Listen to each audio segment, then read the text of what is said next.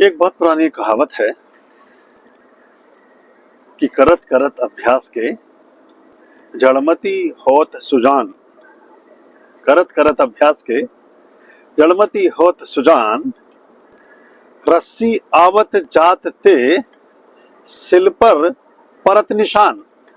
इसका मतलब ये है कि किसी भी चीज का अगर निरंतरता के साथ अभ्यास किया जाए तो जो जड़मति है, यानी कि जिसकी बुद्धि बहुत क्षीण है, बहुत कम है, मंद बुद्धि है, जड़मति होत सुजान, वो भी ज्ञानी हो जाता है, वो जानकार हो जाता है, सुजान हो जाता है, अनजान से सुजान हो जाता है। करत करत अभ्यास के जड़मति होत सुजान, और रस्सी आवत जात थे सिल पर परत निशान। जब कुएं से पानी खींचा करते थे पुराने समय में लोग, तो जो रस्सी लटकाते थे कुएं की मुंडेर से नीचे जलधारा तक, वो जब बार बार जल की बाल्टी को लेकर के रस्सी ऊपर आती थी, ऊर्ध्वगामी होती थी जल को भर करके, तो थी तो वो रस्सी, थी तो वो धागा, थी तो वो जूट का एक अंश, लेकिन कठोरतम और बहुत स्ट्रॉन्ग से स्ट्रॉन्गेस्ट पत्थर पर भी वो निरंतरता के कारण अपने निशान बना देती थी। तो इसलिए कहा गया कि करत करत अभ्यास के जड़मति होत सुजान, रस्सी आवत जाते सिल पर परत निशान। इसका भावार्थ ये है अध्यात्म के जगत में, ये तो उसका शब्दार्थ हुआ, और भावार्थ ये है जो हमारे संयोगियों के लिए, हमारे साथियों के लिए, हमारे शिष्यों के लिए बहुत मूल्यवान सूत्र है। और इसको जितनी जल्दी वो आत्मसात करेंगे उतना उनके जीवन में शुभता का, संतोष का, श्रेष्ठता का और स्वीकार्यता का, स्वीकार्यता को अंडरलाइन करिएगा, बाकी गुण उसकी परछाया में आ जाएंगे, स्वीकार्यता का विकास होगा, एक्सेप्टेंस बढ़ेगी आपकी परस्पर अभ्यास से। अभ्यास से ये क्यों बढ़ेगी? स्वीकार्यता कैसे बढ़ जाएगी? एक्सेप्टेंस कैसे बढ़ जाएगी? वो ऐसे बढ़ जाएगी कि आपके काम में परफेक्शन आएगा, आप अद्वितीय होंगे।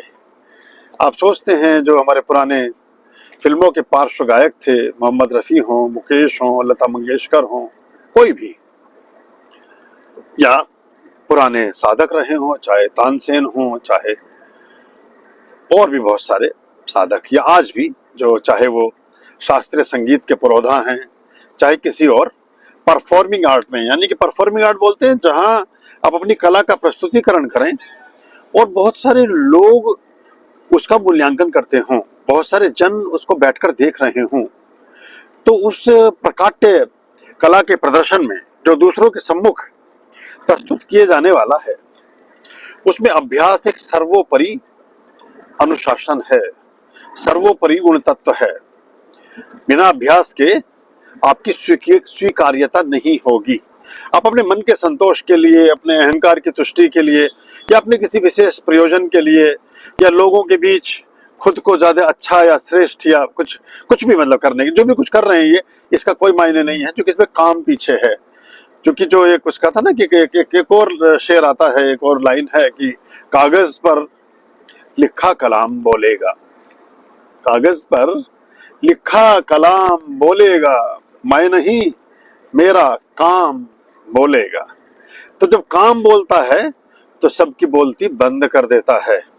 लेकिन सामान्यतः जगत में अगर हमारे अंदर प्रतिभा की कमी है तो हम अनुशासन और अभ्यास से बचते हैं, क्योंकि अनुशासन और अभ्यास की जो विधिका है, जो विधि है, जो मैकेनिज्म है, जो कीमिया है, वो आपके मन के अहंकार को तोड़ता है और परिणामों को स्थायी किंतु दीर्घ करता है।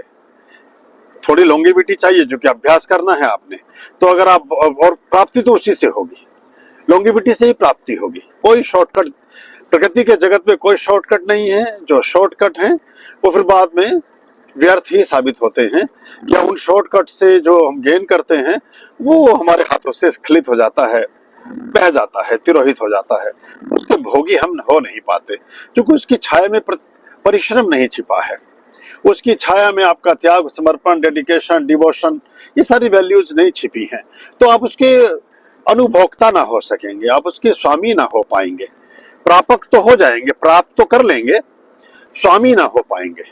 स्वामी तब होंगे जब उस वृक्ष के संचयन में, उसके संवर्धन और परिवर्धन में आपका पसीना, खून, समय, सार्थकता, बुद्धि, मन, विवेक, भाव, इन सब का खाद पानी आपने लगाया होगा, तब वो आप उसके लिए अपना भाग्य निर्मित करते हैं। और फिर उसको आप जब भाग्यवान होते हैं तो भोग्यवान भी होते हैं, फिर उसको आप भोगते भी हैं। तो ये दो चीजें बहुत महत्वपूर्ण हैं, अनुशासन और अभ्यास, प्रैक्टिस और डिसिप्लिन।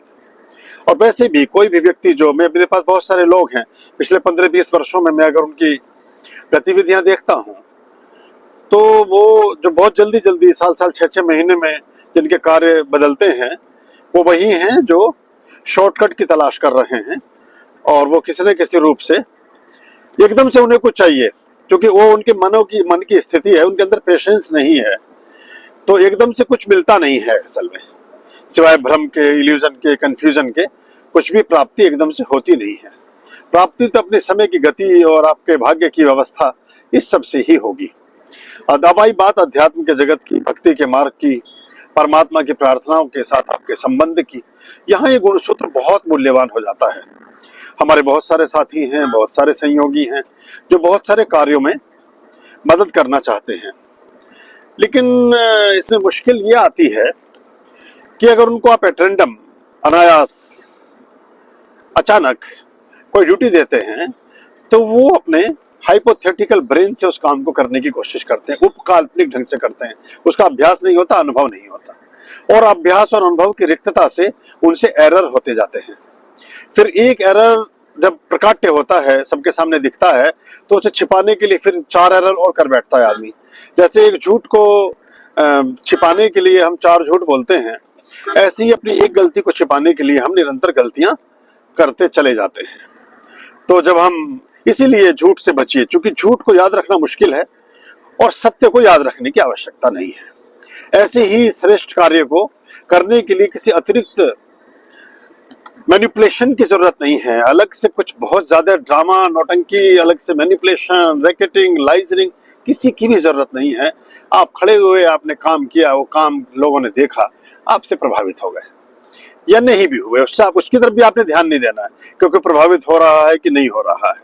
आपने बस अपना काम करना है, do the best and live the rest. अगर आप प्रभाव की तरफ देखते रहेंगे तो भी नहीं कर पाएंगे। आप अपनी तरफ से बेस्ट टू बेस्ट करें, और उसमें फिर ये देखें कि क्या अभी कुछ कमी बची थी क्या, जो अगली बार हम और ठीक कर लेंगे। तो जो भी, चाहे वो पुष्पार्चन हो, चाहे दीपक प्रज्वलन हो, चाहे बाकी और चीजों में कहीं सेवा सहयोग का प्रकल्प हो, ये ट्रेंडम नहीं हो सकता अगर आप बेस्ट करना चाहते हैं। क्योंकि मेरे साथ क्या है, मैं अतिशयता वाला व्यक्ति हूँ। मैं हर चीज को श्रेष्ठतम ढंग से करने में मेरी रुचि है, और एक्सट्रीमिस्ट हूँ मैं श्रेष्ठता के मापदंड में, क्योंकि कोई भी चीज श्रेष्ठ आयामों में अच्छे ढंग से स्वीकार्य होती है। जैसे मैंने बोला कि जब आप बढ़िया प्रस्तुति देंगे तो आप जनता के बीच स्वीकार्य होंगे, ऐसे ही जब आप श्रेष्ठतम आयामों में कोई पूजा पाठ, कोई इस तरह का करेंगे, तो आप परमात्मा की दृष्टि में भी स्वीकार्य होंगे। वहां भी आपकी स्वीकार्यता बढ़ती है और आप फिर उसको अच्छे से करते हैं, और लोगों का फिर मन भी लगता है उसमें। जो अभी हमारी सारी पूजा प्रार्थनाओं में लोगों को एक रस, और खासतौर से जो युवाओं का रस पैदा हो रहा है, ये एक सुखद संकेत है। वो इसीलिए हो रहा है कि हम उसको यूनिकनेस के साथ कर रहे हैं। यूनिकनेस आपके प्योरली डेडिकेशन और डिवोशन के बिना नहीं हो सकती है। तो बहुत सारे लोग जो किसी भी प्रकार का सेवा सहयोग करना चाहते हैं, या तो उन प्रकल्पों का अभ्यास अपने घरों पर करें और फिर आकर के हमें उसे एक बार चेक करा लें, दिखा दें, बता दें, फिर हम उनको शामिल कर सकते हैं। लेकिन अचानक जब आप किसी ड्यूटी को लेना चाहते हैं तो आप उसमें फिर गलतियां करते हैं, क्योंकि ड्यूटी आप उस कार्य के, आप विषय की वजह से नहीं कर रहे हो, आप व्यक्ति की वजह से कर रहे हो। आप व्यक्ति को प्रभावित करने के लिए कर रहे हो, या व्यक्तित्व के लिए कर रहे हो, या वित्त के लिए कर रहे हो। वित्त, या तो आपका कोई स्वार्थ, वो वित्त में आ जाता है। व्यक्ति में आपका मोह, चाह, आपका कुछ और प्लानिंग और प्लॉटिंग, ये सब उसमें आ जाता है। और उसके बाद जो बचता है वो बचता है व्यक्तित्व, या व्यक्तित्व के लिए आपको लग रहा है कि हम भी, I am something, we are something, या हम कुछ हैं। इस सब से कुछ होता जाता नहीं है, क्योंकि आप कुछ हैं तो इसे बताने की, बोलने की जरूरत नहीं है, वो दिखना चाहिए। वो लोगों को प्रकट और प्रदर्शित होना चाहिए और लोग उसे सहजता और आदर के साथ स्वीकार करें। तो आदर को आप कभी किसी से खरीद नहीं सकते हो। एक्चुअली जो सम्मान है उसे आप मैनिपुलेट नहीं कर सकते हो। आप किसी के कनपटी पे पिस्तौल लगा के नहीं कह सकते हो कि मेरे पैर छू या मुझे नमस्ते कर। वो तो आपको अर्जित करना पड़ता है। वो आपके व्यवहार से आएगा, आपके विचार से आएगा, आपके भावों से और आपकी बॉडी लैंग्वेज। आप जबान से झूठ बोल सकते हो, आंखें झूठ नहीं बोलती, आपका शरीर झूठ नहीं बोलता, क्योंकि इसे 100 साल चलना है। तो आपके जो हाव भाव हैं, आपकी भाव भंगिमाएं हैं, आपके बॉडी के जो वो हैं, सभी तरह के जो संप्रेषण हैं, वो इस बात को बता देते हैं कि किसी व्यक्ति के बारे में आप कैसा सोच रहे हैं। और जैसे उसको कम्युनिकेट होना शुरू होता है, वो आपसे दूरी बनाने लगता है। फिर आप उस पर और ज्यादा उसे और निकट लाने और प्रभावित करने के लिए फिर आप अधिकार में चीजों का प्रयोग करना शुरू करते हैं कि आप ऑर्डर दें लोगों को, ये दिखाएं कि मैं फाइनल अथॉरिटी हूं, मैं कुछ करने वाला हूं, मैं ही कर सकता हूं। इससे आप और ज्यादा पीछे होते चले जाते हैं। जो चीज झुक करके आप प्राप्त कर सकते थे, जो चीज झुक करके परिपूर्णता को प्राप्त हो सकती थी और सदा सहायता से हो जाती, वो आपके अकड़ाव की परिधियां बढ़ने से और ज्यादा जटिल और विकट होती जाती है। जो अहले ज़र्फ हैं, वेल बिहेव्ड, वेल एडुकेटेड, जो अहले ज़र्फ हैं, सभी से झुक के मिलते हैं। जो अहले ज़र्फ हैं, सभी से झुक के मिलते हैं। सुराही सर के बल झुकती है तो भरता है पैमाना। जो अहले ज़र्फ हैं, सभी से झुक के मिलते हैं। सुराही सर के बल झुकती है तो भरता है पैमाना। तो हम अगर पैमाना भरना चाहते हैं, अपना पैमाना अपने मान का, सम्मान का, अपनी प्रतिष्ठा का, अपने सुख का, क्योंकि इसकी छाया में फिर सुख, संतोष, मानसिक शांति, सब चीजें इसके साथ साथ चलती हैं। ये सब तो वो फिर हमें ऐसा करना पड़ता है बिना मैनिपुलेशन के। स्वस्फूर्त हो सकता है। आपको अपने ऊपर काम करने की जरूरत है, दूसरों पे करने के बजाय। हम दूसरों पर काम करने की कोशिश करते हैं अपने के बजाय। आपको स्वयं का सुधार करना है तो फिर पूरी दुनिया आपको सुधरी हुई और अच्छी हुई दिखाई देनी प्रारंभ हो जाएगी। तो जिन लोगों ने बहुत सारे व्यक्ति सार्वजनिक प्रदर्शनों में कोई चीज प्रस्तुत करनी है, और अगर वो गीत, संगीत, मंत्र और किसी न किसी तरह की साधना से जुड़ी है, तो उसके लिए आपको बहुत कठिन, बहुत जटिल और बहुत निरंतरता के साथ अभ्यास की अनिवार्यता को स्वीकार करना ही होगा। आज नहीं तो कल। जितनी जल्दी कर लेंगे उतनी जल्दी निखर जाएंगे, जितनी देर में करेंगे उतना समय की बर्बादी होगी। और आप करना इसलिए नहीं चाहते कि देर ना हो, तो समय की बर्बादी के भी करने वाले आप फिर स्वयं ही हो जाते हैं। मैं समझता हूं इन संकेतों को आप समझेंगे और इनको अपने जीवन में सकारात्मक रूप से शामिल करेंगे तो वो सब पा लेंगे जो आप पाने की इच्छा रखते हैं। ओम स्वस्ति अस्तु। ओम नमः शिवाय। पुष्पेन्द्राय विद्महे कुमाराय धीमहि तन्नो आर्यं प्रचोदयात्। पुष्पेन्द्राय विद्महे कुमाराय धीमहि तन्नो आर्यं प्रचोदयात्। पुष्पेन्द्राय